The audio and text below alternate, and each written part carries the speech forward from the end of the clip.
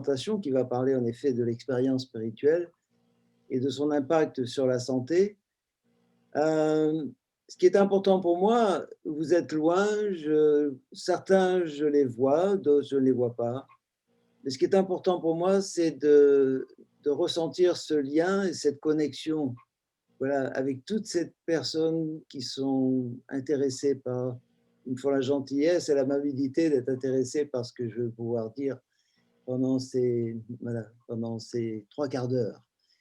Alors, j'ai quelques diapos à vous montrer. Moi, je ne sais pas travailler sans diapos, bien sûr, elles seront totalement disponibles après. Je vais aller chercher mes diapos pour partager mon écran. Voilà. Et j'espère que vous les voyez. Oui. Est-ce que vous voyez? Oui, on les voit. Diapos, vous voyez les diapos. Oui, oui, on les voit parfaitement. Voilà. Alors, moi, je vais simplement les mettre en mode diapo. Voilà, expérience spirituelle et santé. Alors, pour moi, ces images, on peut se demander ce qu'elles font là, mais elles ont beaucoup de sens pour moi. Cet homme-là qui est à gauche, qu'on appelle Jésus, qui avait la réputation de faire des miracles, la question n'est pas de savoir s'il aurait été plutôt Mac ou PC. Je sais que ça peut interpeller pas mal de gens, mais simplement, il symbolise quelque chose qui a longtemps tellement été éloigné, la spiritualité et la science, et qu'on retrouve dans cette image-là. Et l'autre image qui illustre un peu l'interrogation que j'ai eue, mais pourquoi je me suis lancé sur ce thème-là, spiritualité et santé?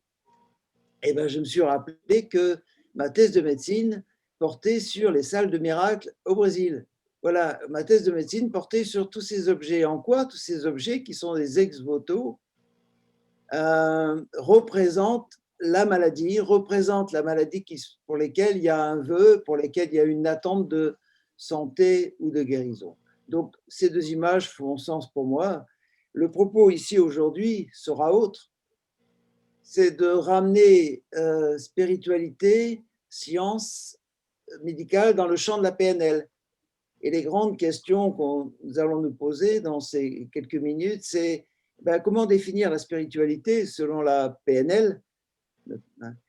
La spiritualité est-elle une ressource pour la santé et la guérison dans ces temps difficiles, évidemment, de Covid, dans ces moments de crise, quelle qu'elle soit, économique, sanitaire, dans les moments où nous pouvons perdre des êtres chers? En quoi ces ressources spirituelles peuvent être des ressources pour faciliter un changement?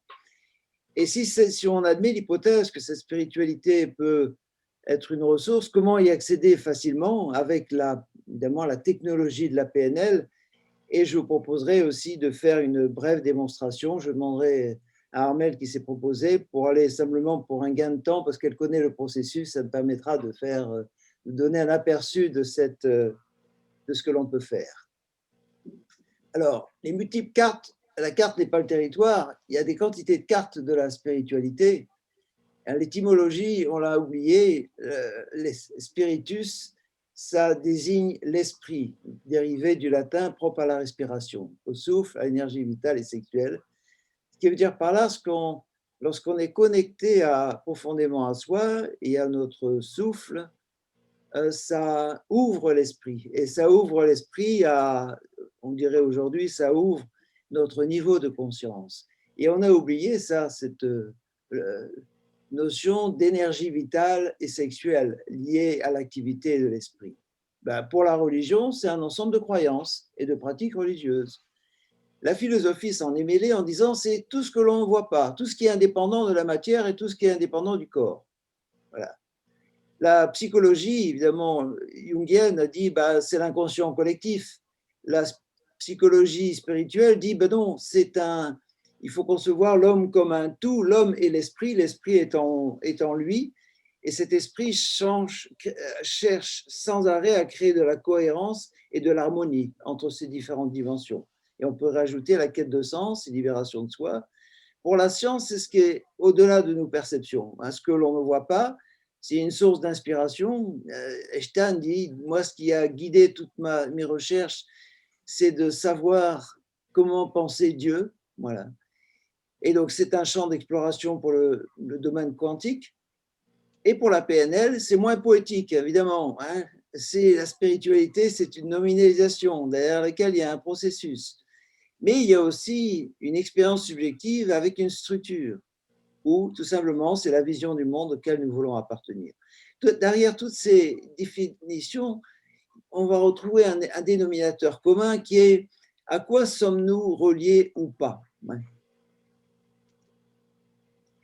Il faut d'emblée différencier, on va nous s'occuper de spiritualité, pas de religion, on n'a pas sa place en parlant de PNL. Si la spiritualité est un besoin humain, naturel et universel de lien et de sens, la religion y répond par la création d'un ensemble d'une communauté et d'un système de croyances et de valeurs et de codes. Alors, pour une spiritualité pratique, j'ai quand même voulu citer ce qu'a dit le pape il n'y a pas si longtemps. Le pape François estime que les plaisirs culinaires et sexuels sont simplement divins. Alors, moi, ça m'a fait du bien parce que pendant longtemps, j'étais enfant de cœur. Ah oui, avant d'être adolescent, hein, j'ai changé de passé oui, à d'autres recherches. Mais quand j'étais enfant de cœur, ben, c'était pour répondre à des besoins matériels, de gagner mon argent de poste, 5 francs la messe, et pour boire le vin de messe, parce qu'il était sacrément bon. Voilà. Mais maintenant, j'ai découvert que finalement, que ces plaisirs pouvaient être divins. Alors moi, ça m'a fait beaucoup de bien d'entendre ce qu'a dit le pape. Mais fondamentalement, la spiritualité, c'est au-delà de tout contenu, la spiritualité, c'est ce qui nous connecte à quelque chose de plus grand que nous et qui permet de répondre à cette quête de sens qui est propre à l'humain. Parce que dans notre tête, dans notre mental, les gens se sentent seuls. Ils se sentent seuls parce qu'on crée des catégories, parce qu'on crée, je dirais, des catégories mentales qui fait que nous pouvons nous sentir seuls, alors que nous avons la capacité à créer des ponts parce que nous sommes, je dirais, physiologiquement conçus pour être connectés. Hein. Je cite Teilhard de Chardin, nous sommes des êtres spirituels vivant une expérience humaine, ou Tesla, vous pouvez vous concevoir en termes de corps, mais aussi en termes d'énergie. Et l'énergie, comme les fréquences et les vibrations, n'ont pas de limites et de frontières. Si on intéressait les neurosciences, Dieu est-il dans le lobe frontal droit? Parce qu'il y avait un article qui m'avait beaucoup interpellé il y a peut-être 15 ans, parce qu'on avait fait prier des gens de confessions très différentes, et en les branchant avec un électroencéphalogramme, et on s'est aperçu que ça s'allumait surtout préférentiellement dans une zone du cerveau. Alors la conclusion humoristique, c'était on a trouvé Dieu dans le lobe frontal droit. Simplement, ce qu'il voulait dire par ça, c'est que nous sommes structurellement conçus, nous avons un système nerveux pour nous connecter à quelque chose qui est plus grand que nous. Et dans le lobe, on appelle ça le cortex pariétal, il n'est pas là, un cortex pariétal, quand l'activation diminue dans ce cortex pariétal, il sert à définir des limites entre ce qui est moi et ce qui n'est pas à moi, vous voyez. Et dans toute expérience spirituelle, on va retrouver donc une baisse d'activité du cortex pariétal. Donc il y a, comme on dirait, un substrat anatomique à notre capacité à nous connecter à quelque chose de plus grand que nous. Il y a aussi une activation du lobe frontal qui active notre capacité à imaginer, notre vision, et à imaginer des choses qui ne sont pas encore survenues. Et puis quand même, pour donner raison aussi au pape, il y a l'activation du système limbique et du zone du plaisir. Voilà, bien-être et plénitude. Pour les spécialistes, Dieu est probablement en partie aussi dans le noyau codé et le putamen. Mais Dieu est avant tout un homme de réseau, parce qu'il y a plusieurs parties à l'intérieur d'un système nerveux qui s'activent. Et je mets une citation là d'un professeur de neurologie. D'après ce que nous comprenons au sujet du cerveau, l'acte de foi revient à mettre de côté la façon critique et analytique de penser afin d'arriver à avoir de plus fortes intuitions émotionnelles. La spiritualité est-elle une ressource en termes de médecine? Eh bien oui. Alors, ce qui est intéressant, c'est qu'il y a des milliers d'études mais la plupart, je dirais, qui montrent l'efficacité, qui montrent que une pratique spirituelle, qu'elle soit religieuse ou pas, a un réel impact sur notre santé. Plusieurs milliers d'études, il y en a plus de 2000, il y en a à peu près un millier qui permettent d'accéder à des données quantitatives, qui permettent de chiffrer, parce que c'est ça que l'on recherche en sciences. Et bien la plupart de ces études sur l'activité spirituelle, aux États-Unis, ils ne font pas la distinction. Spiritualité, pour 90% des gens, spiritualité égale religion. Et sexe aussi. Quand on leur demande quelles sont les circonstances dans lesquelles vous avez une activité religieuse, à 80% c'est spirituel, c'est religieux et aussi sexuel. Mais la pratique religieuse et spirituelle, ou les croyances religieuses spirituelles, impactent de manière significative nos activités mentales, les maladies mentales, contribuent à notre bien-être émotionnel, améliorent nos comportements de santé et aussi notre santé physique, cardiovasculaire, démence, cancer, fonction immunitaire. Les conclusions de ce monsieur, Koenig, qui a passé sa vie à travailler sur ces corrélations, dit finalement une pratique spirituelle est aussi bénéfique que de ne pas fumer. Ça peut vous permettre de gagner entre 7 et 14 ans de vie. Donc ça vaut le coup. La PNL et la spiritualité. Alors, ce n'est pas nouveau parce que, vous voyez, j'ai mis quelques ouvrages et ce n'est juste quelques-uns où la spiritualité est évoquée comme facteur important de changement. Un des plus récents, c'est celui-là de Coniré Andreas, qui a été cité ce matin par Jen. Voilà. Un des plus complets, ce qui me trouve extrêmement complet, Tool of Spirit, par les deux Robert. Et de Robert, c'est une plaisanterie de Judith Delosier, elle dit de temps en temps j'ai mes deux Robert. Alors c'est une blague pour les Français uniquement, qui se marrent.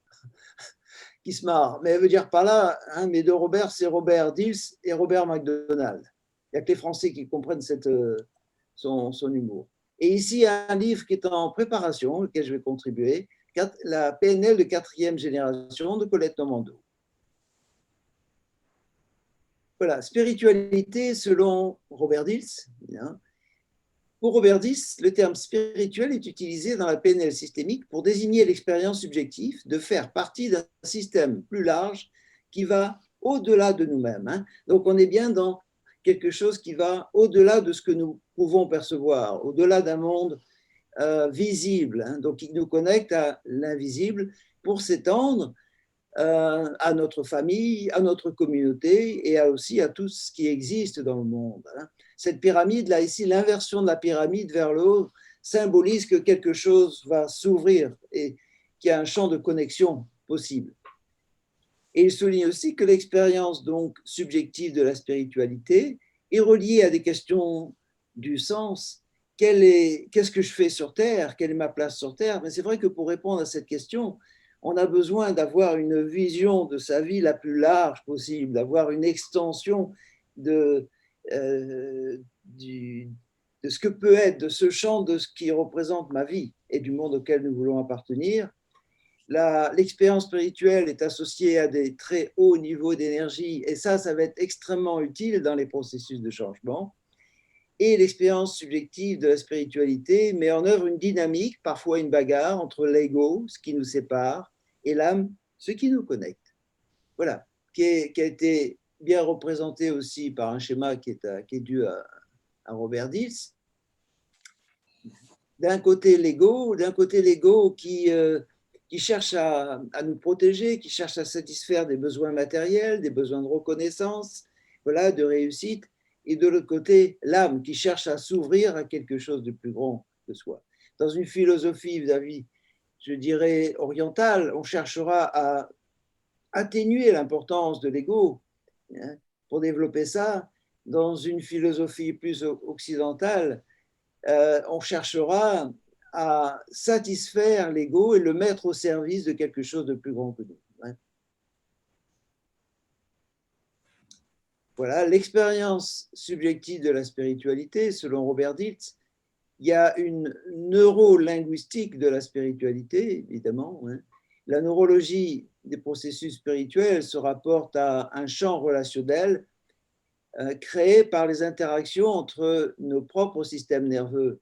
Évidemment, nos cerveaux peuvent se connecter, vous connaissez l'expérience des neurones miroirs, hein, mais par nos cœurs aussi, nous savons que nos cœurs créent un champ électromagnétique qui est mesurable. Hein. Il y a des chercheurs en neurocardiologie qui mesurent l'amplitude de ce champ électromagnétique et des interactions entre ce champ électromagnétique.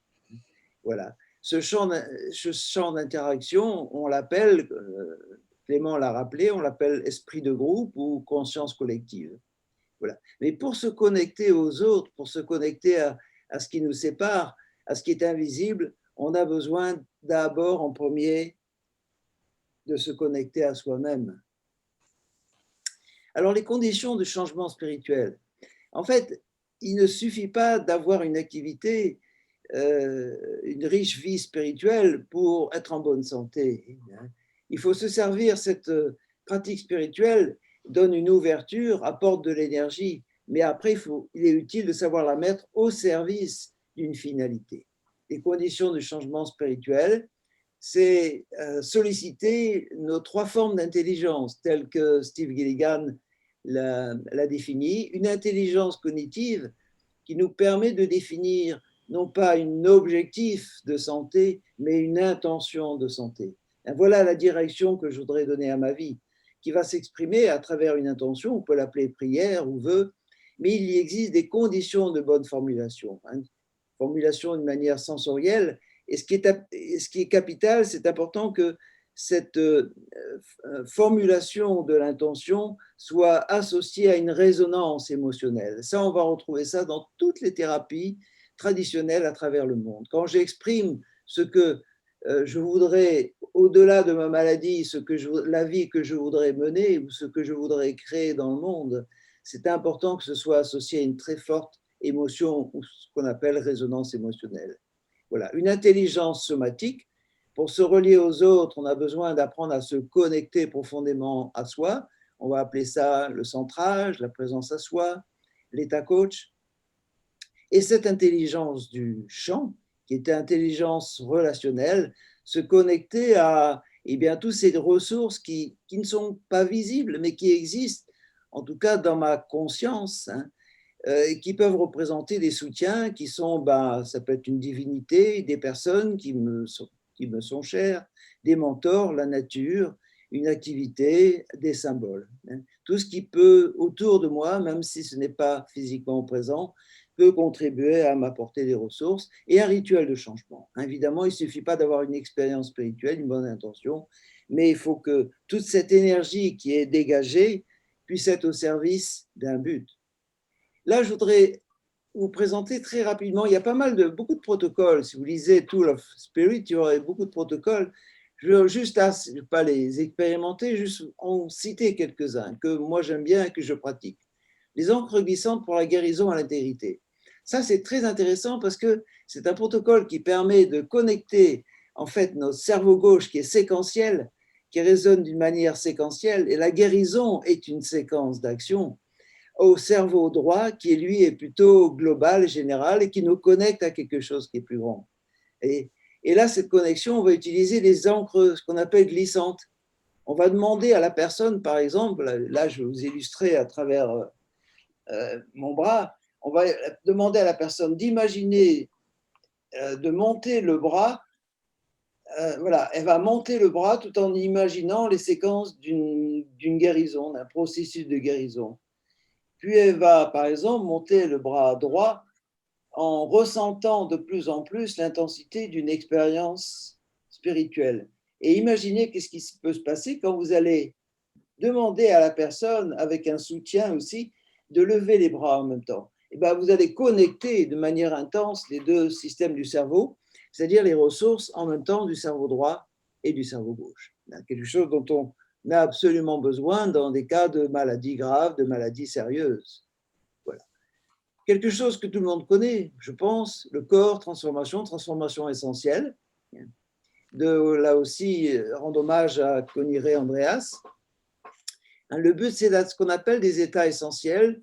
Essentiels, ça veut dire c'est des états internes déconnectés de toute contexte, hein, donc avec un caractère universel, qui sont liés à notre identité profonde et qui ont un pouvoir de guérison et de transformation. Voilà. Le principe, c'est d'utiliser le principe de l'intention positive. On part d'un symptôme, une partie de nous qui produit un symptôme, et d'aller chercher les multiples intentions positives jusqu'à aller chercher, connecter ces états essentiels et les ramener après dans les différentes dimensions de soi. Voilà, c'est un pouvoir de transformation. Et ce qui est intéressant ici, c'est juste mis une image ici pour illustrer que cette étude, ce protocole a fait l'objet d'un travail, d'une recherche clinique. Vous voyez, vous montrer qu'il y a eu des bénéfices extrêmement intéressants. Un autre processus, très vite, des deux Robert, Diels et MacDonald, qu'on appelle processus de guérison spirituelle. Ici, cette idée, c'est d'amener, vous connaissez, Jen a beaucoup développé, Jen, j'ai beaucoup apprécié ta présentation de ce matin. Elle a beaucoup bien présenté la première position, c'est moi, la position de l'autre et la position d'un observateur. Robert Dietz parle de quatrième position, c'est la position du nous. C'est la position qui intègre toutes les autres positions. Et donc, il propose de faire l'expérience d'une expérience d'ordre spirituel, ce qu'il va appeler la plénitude spirituelle, et d'amener cette expérience dans les différentes positions, les autres positions. Vous voyez? Okay. Je voudrais juste, il me reste combien de temps? Je regarde, combien de temps il me reste? 8 minutes. Il reste 6 minutes, je crois, c'est ça, Béatrice? 8 minutes de présentation, puis 15 minutes de discussion. D'accord, alors je vais la passer très vite pour vous proposer Wellness Process de Coniré Andreas. Je vais alors, ça va être je dirais quelque chose d'accéléré. Le but n'est pas de vous montrer comment ça marche, ce qui marche, les résultats que je peux obtenir, mais plutôt, arrêtez le partage, voilà, de vous montrer comment on peut utiliser un processus de ce genre. Et je vais l'utiliser avec Armelle qui connaît bien ce processus, elle a déjà expérimenté, et de vous montrer comment on peut l'utiliser en pratique. Armelle, et tu oui, Armelle, ça y est, je suis là. Je suis là. Tu es Je là. suis dans le champ. Voilà, tu es là dans le champ, Armelle. Ok, merci encore infiniment d'être là. Merci à toi. Voilà. Armelle, j'aimerais savoir, toi, combien c'est important pour renforcer le lien. Tu dois être à Lyon, probablement, c'est ça? Oui, c'est ça. Voilà. Moi, je suis à Charenton. Renforcer cette connexion entre nous. Que tu m'enseignes très rapidement, peut-être, comment tu fais, toi, pour te connecter à toi-même. Ben, je prends le temps de revenir, effectivement, comme un balayage sur mon corps. Je reprends conscience de mon corps installé sur la chaise. Je reviens à la sensorialité, le poids, contact avec ma respiration. Et je reviens vraiment comme si je reprenais conscience de ça y est, je suis connectée à mon corps. Merci de cet enseignement. Ça m'a permis aussi de faire la même chose. Et ma question, c'est quel serait un élément sur lequel tu as proposé quelque chose d'inconfortable, sur lequel tu aimerais expérimenter ce protocole, ce processus-là? Ça me fait rien que d'y penser. Écoute, je suis complètement déconnectée de ma mission de contributeur, d'apporter quelque chose en termes d'enseignement de la PNL. Dès que je pense réseaux sociaux, voilà, tout ça me tétanise encore. Quand tu penses réseaux sociaux, ça te tétanise? Qui pourtant devrait être un moyen de continuer à porter un message, de contribuer, quoi. Ouais. Il y a quelque chose en toi qui se tétanise. Ouais. Rien que d'en parler, ça me coupe là. Tu vois.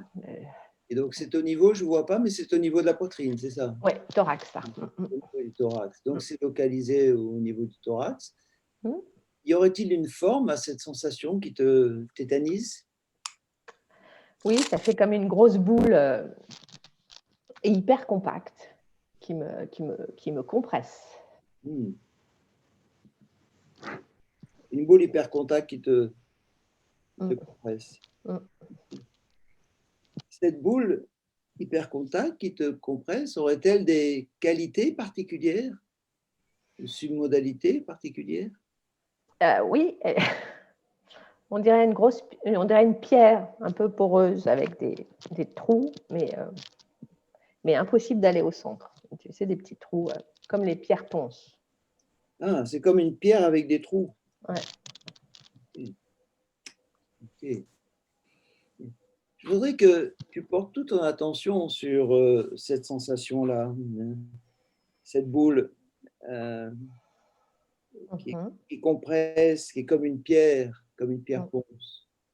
Et te dire, je suis réellement, je suis consciente de ce qui se passe au niveau des sensations qui se passent au niveau de ma poitrine.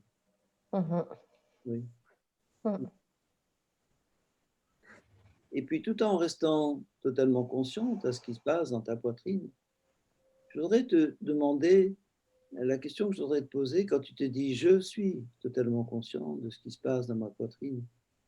Ma question serait où est ce je? Où est ce je qui observe ces sensations qui se passent dans la poitrine?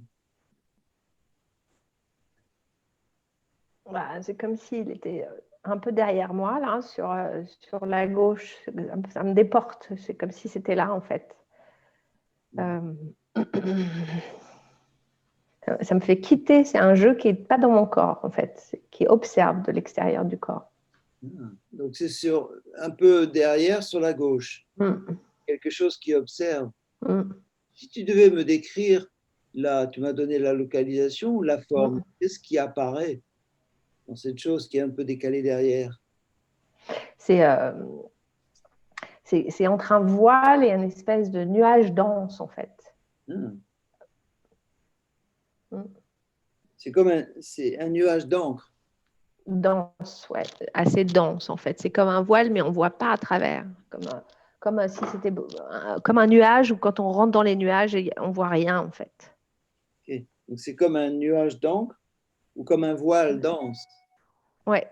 Et je vais te proposer de porter ton attention encore quelques secondes sur ce nuage d'encre, ce voile dense, en disant je suis consciente de la présence de ce nuage d'encre et ce voile dense. Et en te posant cette question, te poser une autre question, où est ce je qui observe ce nuage d'encre et ce voile dense? Ça me fait marrer parce que c'est comme si j'avais un déplacement de quelque chose qui arrive devant moi, là. Et là, c'est beaucoup plus léger, d'ailleurs, du coup. Et si tu devais mettre un mot ou deux sur ce qui est devant toi et plus léger? Ah ben là, c'est fluide, c'est comme du liquide peut-être, un peu du liquide en apesanteur, je ne sais pas, c'est hyper bizarre, pardon. Mais ça peut se transformer en gouttelettes d'eau, tu vois, voilà. C'est comme un liquide mais en apesanteur qui pourrait changer de matière, enfin devenir goutte ou vapeur,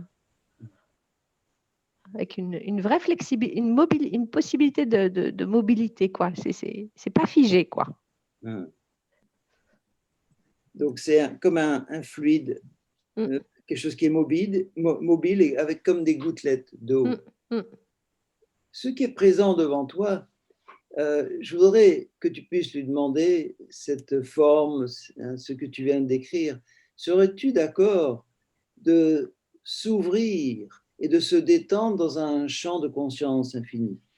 De prendre tout le temps, voilà, tout en respirant, de s'ouvrir comme si quelque chose s'ouvrait, comme si une main qui s'ouvre, et comme si une main qui se détend dans un champ infini de conscience, comme une plénitude de conscience,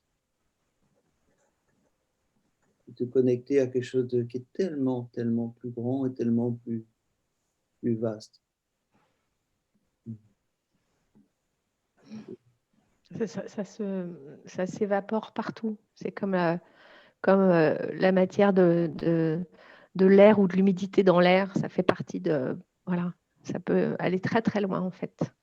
Ça peut aller très, très loin.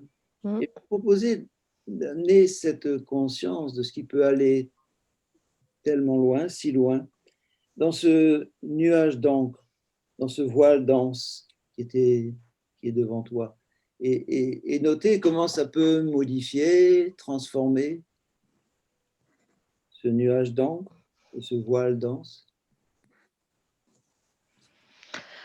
Ah, ça devient plus vaporeux, ça se détend en fait. Tout à l'heure, je vois quelque chose à travers. C'est comme si les nuages, c'est très, très, très particulier comme sensation. Mhm. Ça s'élargit. Je sais pas l'inverse de quand c'est pas dense, c'est comment à l'inverse ça devient plus, je sais pas, aérien. Ok, ça devient plus aérien. Et tout en restant en lien avec cette nouvelle conscience de quelque chose qui s'est ouvert et détendu, amener cette nouvelle conscience maintenant au niveau de la poitrine. Et noter qu'est-ce qu'il peut y avoir comme changement dans les perceptions de ce qui pouvait avant, tout à l'heure, donner lieu à comment cette boule, cette pierre, peut se transformer. Alors, ça résiste un peu au début là parce que ça tourne autour, ça l'amène autour. Et la pierre là se densifie un peu et là elle se relâche un peu parce que c'est enveloppant en fait. C'est comme si le côté aérien nuage entourait, enveloppait. Ouais. Et la pierre, là, enfin, le côté, ça commence à ramollir un peu la densité de cette matière-là qui était pierre. C'est marrant, ça devient un peu comme du sable compact, mais qui n'était pas... c'est comme si le sable était juste un peu humide. Armelle, je vais juste te proposer d'accueillir welcome à ces nouvelles sensations, nouveaux messages de ton inconscient. Et juste les accepter en sachant que ça va continuer à se faire et en sachant que je suis très frustré d'interrompre parce que je sais que nous sommes juste dans le cadre d'une démonstration. Oui, c'est bien, ça va continuer. Je te remercie. Un grand merci. Merci. C'est déjà tellement plus agréable. Merci beaucoup. Merci. Voilà, je pris un petit peu de temps, là, j'ai dépassé mon temps. Non, il reste 12 minutes de... Voilà.